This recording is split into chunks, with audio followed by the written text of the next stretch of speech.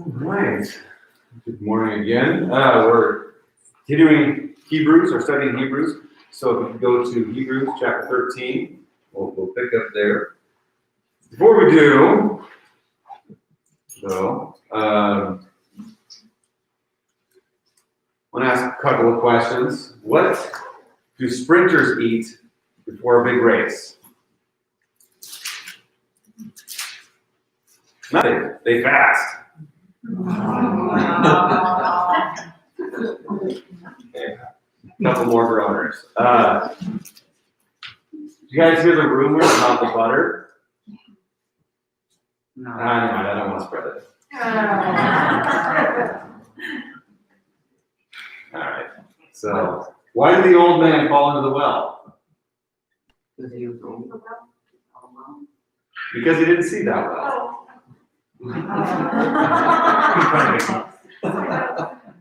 One more. How does a penguin build his home? He glues it together. Okay, anyway, so chapter 13, book of Hebrews. The writer has kind of gone through all the major theological sections, right? And what that should mean to our life, right? Jesus is greater than Moses. The temple that we inhabit as his people, the Holy Spirit, is greater than the temple that exists in Jerusalem at that time. The sacrifice that Jesus offered is better than the sacrifices that the priest offers. The home that we inhabit, the life that we inhabit as God's people, as he said we read last week, the New Jerusalem, the heavenly Jerusalem, the new city of God, surrounded by God and his angels and his Son. The spirits of the righteous make work is better than the relationship that existed beforehand, that existed at a distance from God. Right? So we've gone through all those aspects of how life in Christ is better. It's better than anything we could have imagined. And through Christ, we live by faith, trusting not what we have on this earth or the comforts that we might have, but trusting in an eternal home that exists for us as we pass through this life. So the author now gives us this kind of section of various commands that we're going to look at, in chapter 13, ranging from brotherly love to honoring leaders, right, in the church and stuff. So it's this interesting breakdown that he's going to move into, but these commands aren't just arbitrary. He's not just throwing them out there.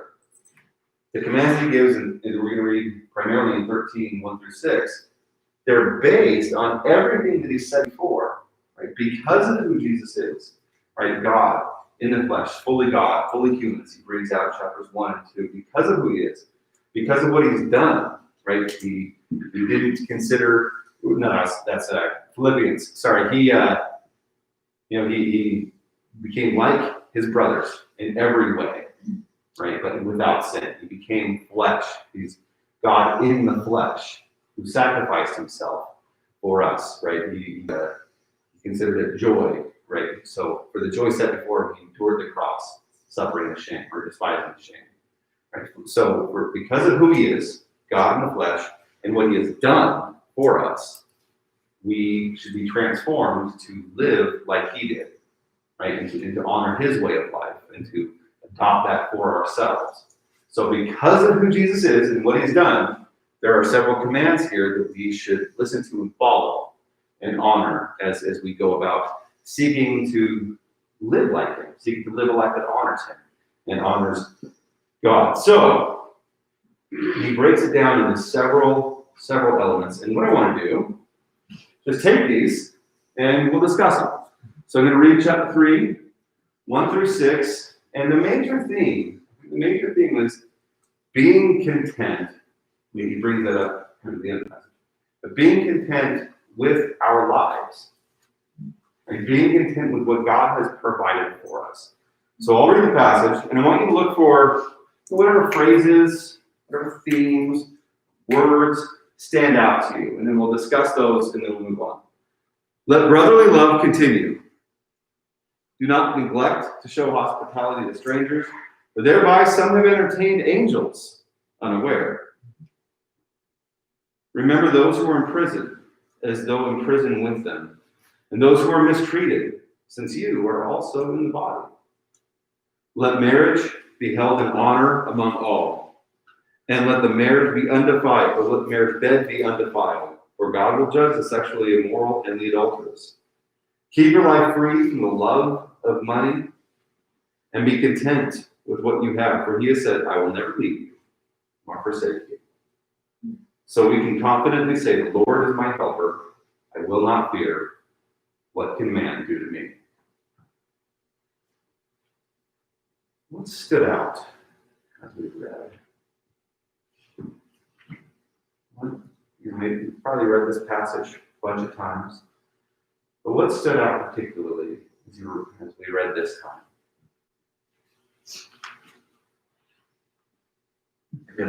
Putting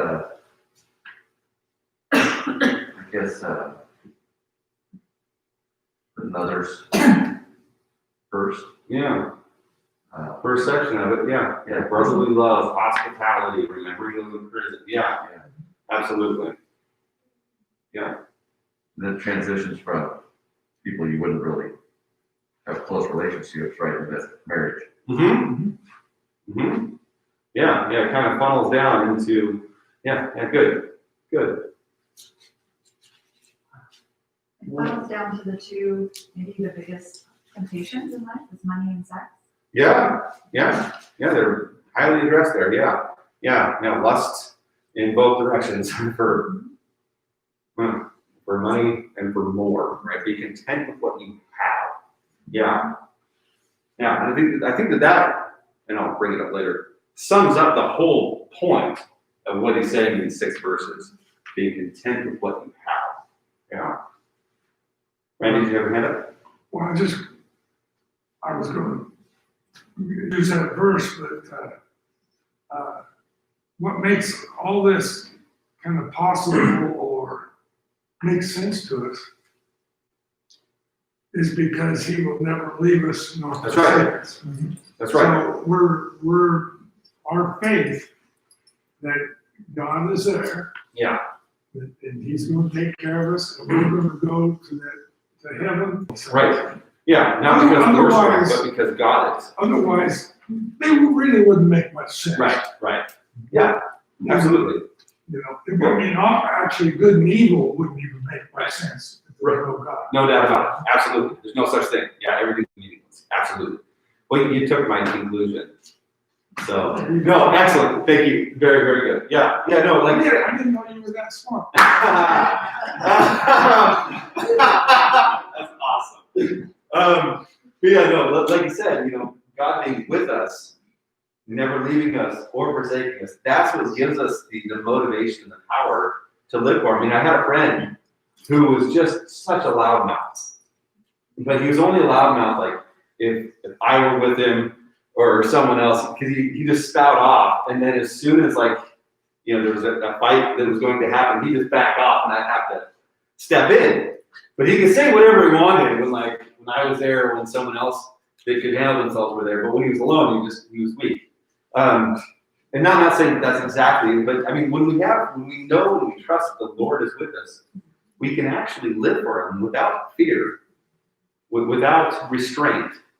Right? We can actually do what we want, do what we need to do, and live the way that he wants us to, and live the way that we really need to for him, because he is there to back us up and to give us the strength, to give us the courage to move forward. He will never leave us or forsake us, so we don't have to worry about what man can do to us. We don't have to worry about it because the Lord is with us. And so it should give us a huge amount of confidence and a huge amount of ability to persevere through whatever life might throw at us. And that doesn't mean comfort. It doesn't mean we'll always be comfortable, because the Lord who is with us, his example is suffering and death. So it might mean that we go through some hard times, but we're not alone. We're never alone. Right? So we have him with us at all times. So the first command that he gives is Let brotherly love continue. First thing to say about this verse right there is it's not gender specific. What I mean is it catches both brothers and sisters. Right? So the ladies don't just get out of this like, oh, the default in Greek language, this is written in, is to use the masculine as a catch-all. Right? So the people who would have read this would have understood brothers and sisters. So that's why the NIV, the new one, does translate it, keep loving one another as brothers and sisters. And I do that captures the meaning of the passage. Right? It's to all of the church. So keep loving each other as brothers, meaning the whole church. Keep loving each other. Don't quit. Right? And I think that's one of the things it indicates is that the church that received the letter was loving each other, right? That's the whole continue. Continue to love each other as brothers and sisters, right? Continue to do it. It indicates that they were fairly consistent in their love for one another.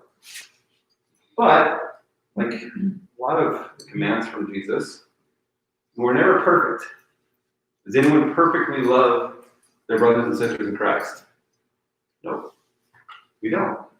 Right? So that's something we can always continue. That's something we can always grow in. Right? That's something we can always be finding new ways to show our love that comes from Jesus to each other. We can always do a better job.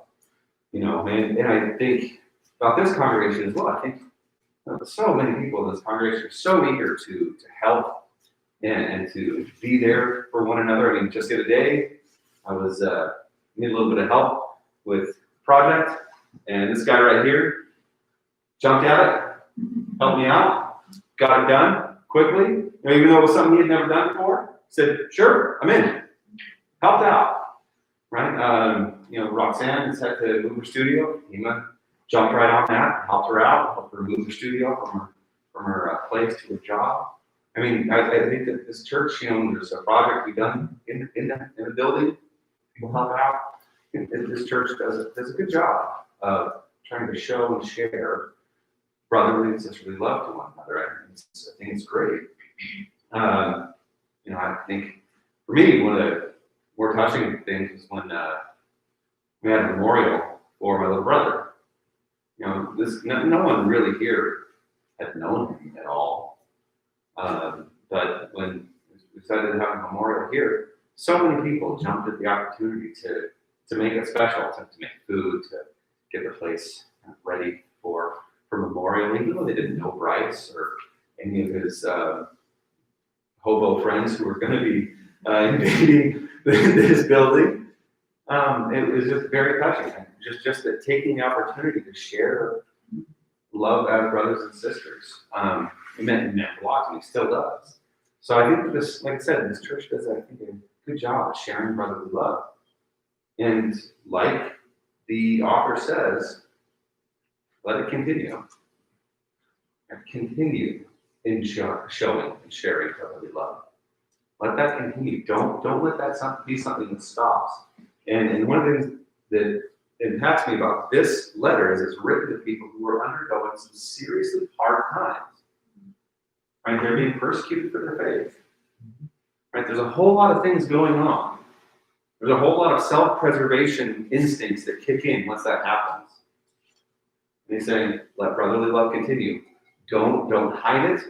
Don't keep it insulated. Let it continue. Keep loving one another, guys. Right? Don't internalize it. Be external in your display of love. Right? And I think that's, for us, you know, we're social isolation and all that stuff. We need to find ways to show and share love for one another. We have to be external about that. We can't just keep it locked in. Before we move on to the next command, any questions or comments on that first aspect? Let brotherly love continue.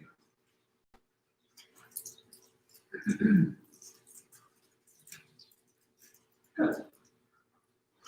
So then he says, do not neglect to show hospitality to strangers, For by doing so, some people have shown hospitality to angels without knowing it.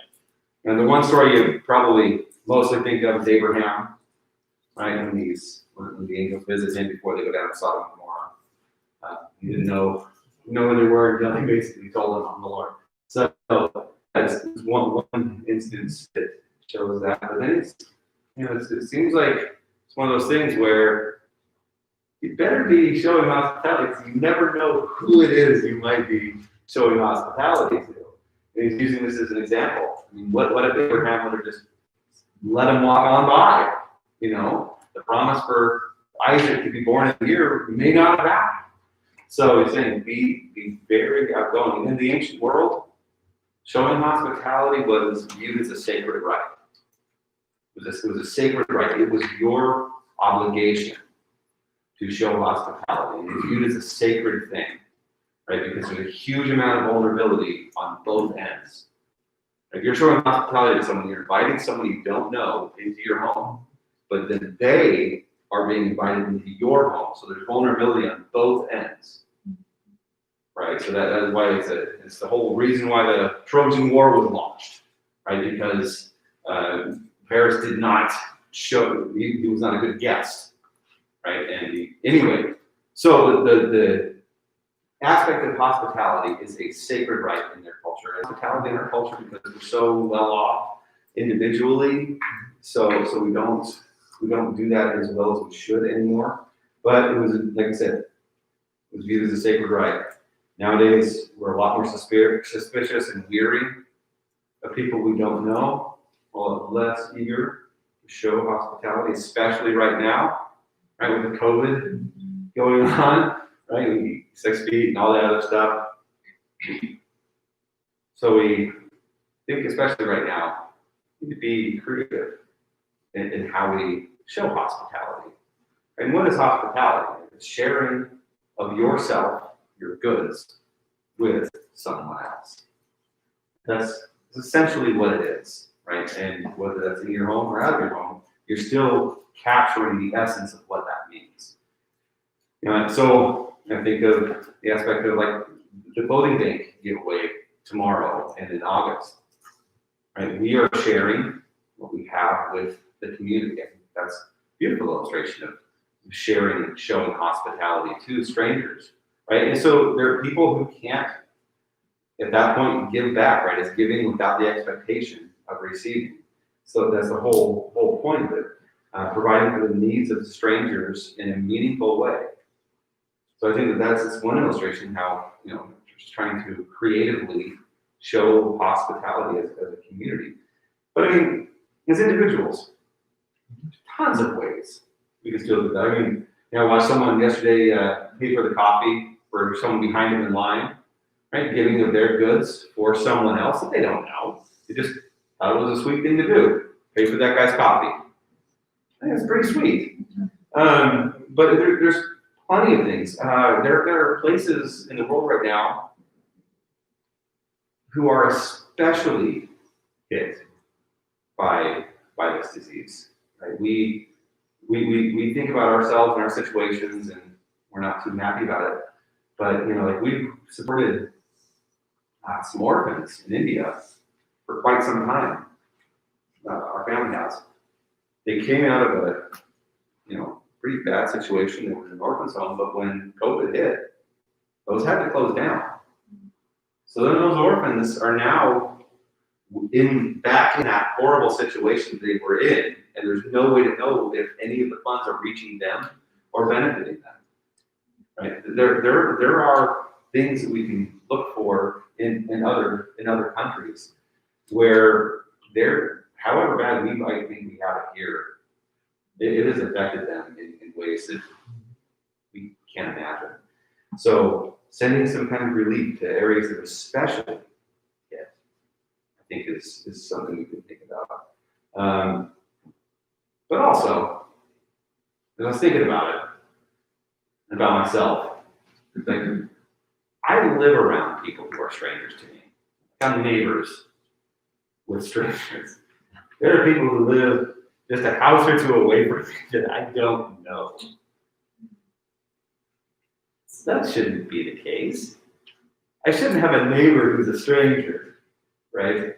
So, as I was thinking about that, and Roxanne and I were actually talking about it, and that's probably what got my mind going. We were talking about it yesterday. I said, we should definitely make a concentrated effort on getting to know my neighbors and sharing ourselves, our families with them. And that's such an easy, immediate thing you can do, to show hospitality to the people that live like 2 doors away. Like, I know all the people that live a door away, but there are some people who live like 2 houses away down. And I don't think I'm alone there. I think, we might know their names or their cars, but we don't really know them. I think showing hospitality to strangers could be as easy as showing hospitality to people who live 2 houses away.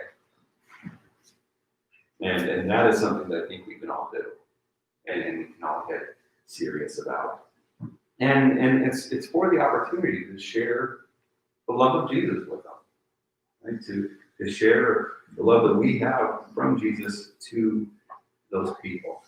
Before we move on to the next section, comments or questions on showing hospitality? I have heard this by preachers applied to picking up hitchhikers. And, Well, there's also wisdom that has to come into place. It's not like it used to be. yeah, That said, I hitchhiked when I was a kid. well, Yeah, I did when he was in the army, and Right. and it was a different world then, sure. a lot different. Yeah. I mean, this person even, I guess, applied it to women too. If you were a woman driving over to Yakima and you saw a hitchhiker, you were wrong if you didn't pick them up. I think that's nice. Yeah. Yeah. Now you can, call a first responder or something. Say, hey, there's someone walking on the side of the road on free. That's, I think, perfectly legitimate. And safe. It's not putting someone at a serious risk. Of bodily harm. But I mean, that's, I think, sharing and reaching out, but at the same time not being foolish. Sometimes we want to help somebody, like donate things, but the sad part is, if you don't, especially money, you donate it, you've done it before, but then next thing you know, for people, with a lot of money coming in, if people start getting crazy, greedy. Sure. Then next thing you know, a lot of embezzlement, the money's not going where it's supposed to. Totally. And that's, the being wise as well. I think That backwards. turns you off. Yeah. No, being wise, I think, very important. Yeah.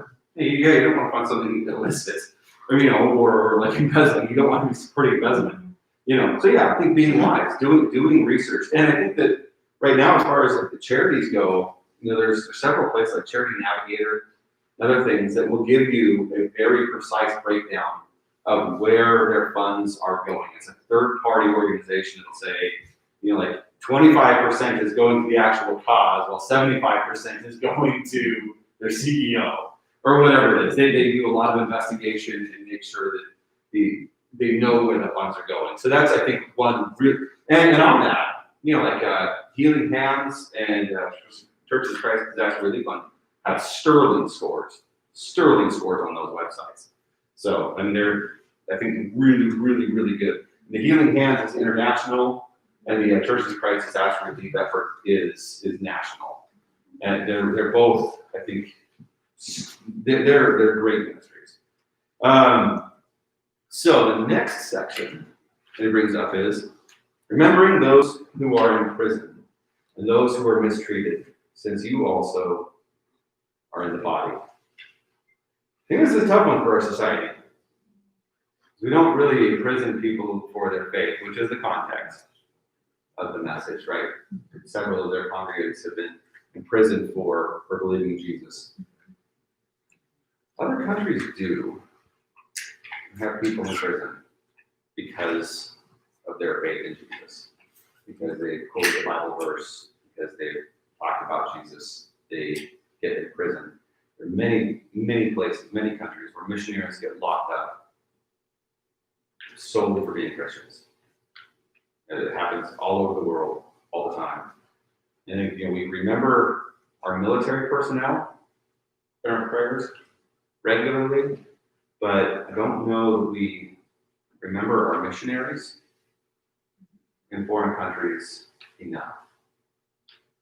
Right? I think that needs to also be a huge part of our prayers. Is that there are people around the world who are spreading the good news of Jesus, are being highly mistreated and put in jail for their Christian convictions. And really, you think about this, most times we see literature from countries where Christians are being persecuted. What they're not asking for is money. Most of the time, they say, we want your prayers. It's all we really want. We want your prayers for us, that we can be bold in our witness for Jesus, but we also want your prayers for the people who are mistreating us, so that their hearts can change, so that they can come to know the Lord. Right? What they really covet is our prayers.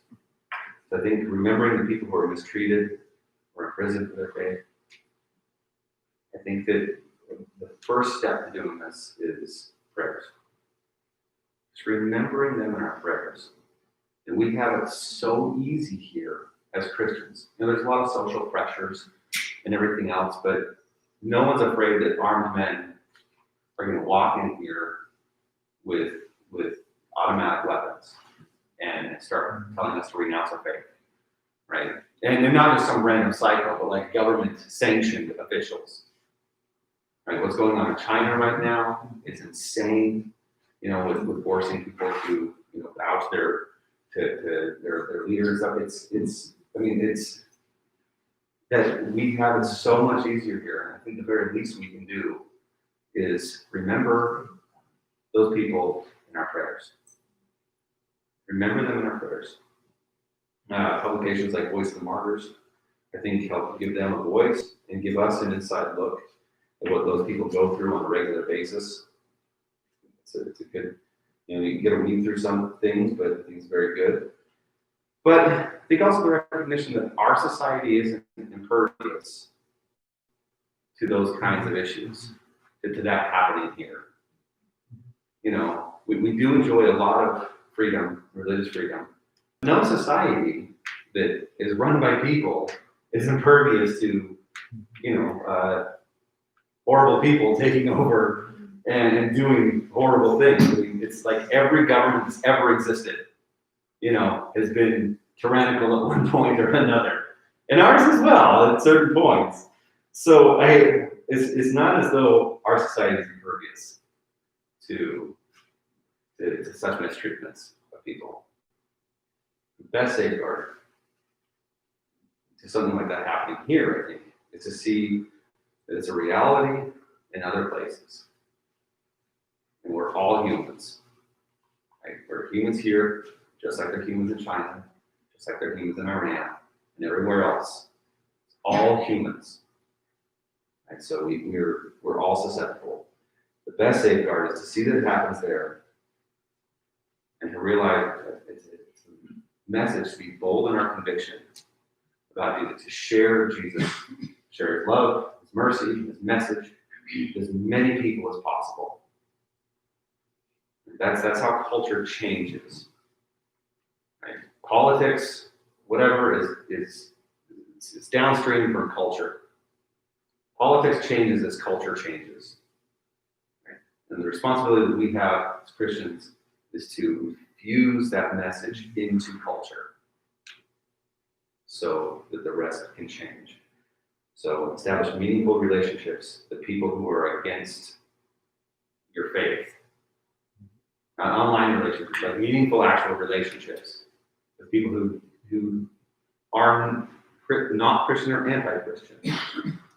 Right? Establishing those relationships, opening those lanes of dialogue, I think is one of the most important things we can do. Establish meaningful relationships with people who are against our faith and display our faith in a way that runs contrary to their expectations.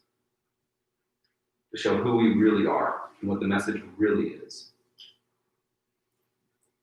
As a global body of Christ, I think one of the things that this passage, me to see at least, that we're all one body. The global body, we are all one in the Lord. And we should not let distance separate that bond or sever that bond. Just because someone's in Indonesia doesn't mean they're not my brother and sister-in-law in the Lord and worthy of my prayers and thoughts and whatever help I might be able to give. So, question on this passage. Oh, so- I have a question. Yes, ma'am. I was supposed to talk. You're good. What's up? Sometimes when you use the principles that you're talking about with people that are not Christian, Uh-huh. they turn on you in a very severe way. Yeah. And persecute you severely. I agree. And when you're working in that environment for very long, you find yourself not acting like a Christian. Yeah. And the last month or so, I felt like I've been pushed so far that maybe I'm wrong. Sure. And it's not getting better, so it's like you say it's not happening here, nobody's walking in. the door. Right. No, in other subtle ways it is, for sure. And you often can go to your own place of business and be threatened by, or made fun of by the whole place that you're a Christian. And you take more attack than you do if Right. you weren't a Christian. Right. And it's been Yeah. extremely hard. So I need definitely today need prayers Yeah. because I'm not doing very well. Okay. So two things. First, I think that is why the encouragement in verse 5 is so important. God says he'll never leave you I know or that. forsake you. Yeah, So, I know so that. the Lord is with you. And second thing, let's pray. Let's pray for Sheila. Yes. Dear Lord, thank you so much for Sheila. So much for Randy. Faith. Thank you for just how hard they work for other people, how much they do. Thank you for the strength that they are for so many people. So much of encouragement in our faith they have been. Thank you for Sheila and just her tender heart and her desire to just serve everybody that she can and to be your woman for your purposes on earth here. God, we just pray that you can restore her heart. You can restore the flame, passion for you and comfort her, to heal her the wounds that she's experienced from other people, to just ask you that the slings and arrows of the devil can be lessened now. We pray that she can continue to be the light that she always has been for all of us. Just a source of encouragement, joy, and happiness. Thank you so much for giving Sheila to us, and help all of us to be especially encouraging and loving and outgoing towards her right now.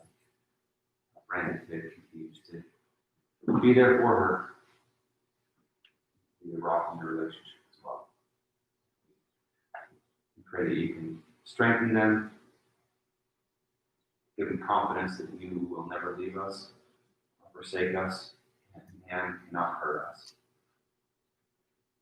cannot tear us away from the love that we have through you and the hope that we have. Just ask for your strength. In your son's name we pray. Amen. Thank you. Sorry.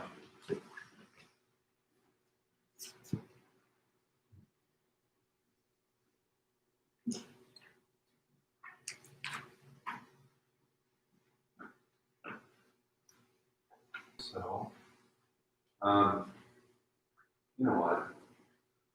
I'm gonna go ahead and move on and, to the end. We'll finish some stuff up next week. Let's stand real quickly. And I want us just to read this passage as a community. So it starts off before this passage with the encouragement and the hope we find in God that He will never leave us or forsake us. So I want us all to pray this prayer together. So, the Lord is my helper. I will not fear. What can man do to me? It's true now as it ever was. As we close, you need to stand. Mark was supposed to have the closing prayer, and Travis, grab that.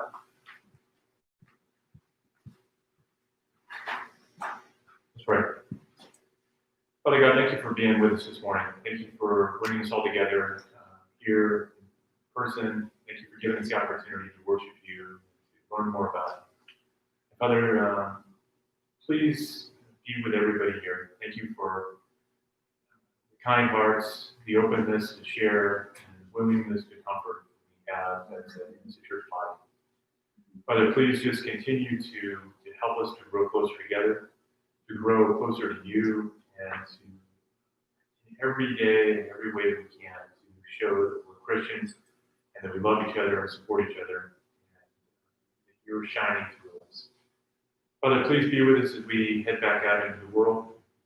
It's an evil place out there. Please surround us. Please help us. Please guide us, protect us. Father, please be with everybody that's traveling right now. Keep them safe on their trip. Help them to return and just have a great union with their families. Father, please comfort everybody that in our congregation that's sick and hurting right now, whether it's just from illness or from loneliness, or whatever they're dealing with.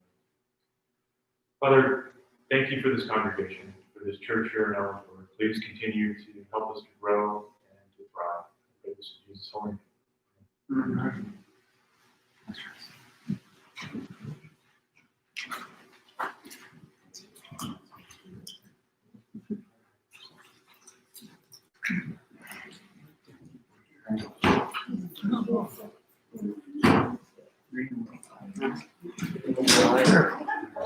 Oh, here, put this in the garbage over. Shock me. How are you?